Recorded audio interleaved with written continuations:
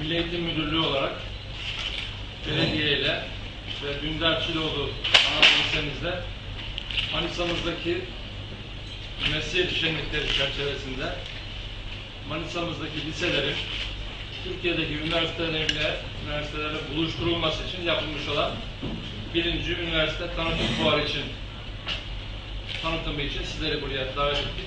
Bu konuyla ilgili bilgi paylaşımı için buradayız.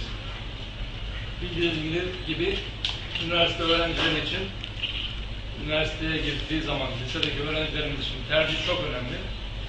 Bazen üniversiteyi tanımadığından yanlış tercih yapabiliyor. Bazen puanlama sistemini bilmediğinden yanlış yapabiliyor. Bazen değişik faktörler girebiliyor. Ondan dolayı dedik ki biz lisedeki 12. sınıftaki öğrencilerimiz girebileceği okulları, ihtimal olan okulları yakından tanısınlar. Bununla ilgili üniversiteler buraya gelsin. Biz çocuklarımızı oraya götürelim, bu aralarına düşündüğümüz yere. Orada bunları buluşturalım. Üniversiteler bunlarla konuşsun, bunlar üniversitelerle konuşsun. Karşılıklı birbirlerini tanısınlar.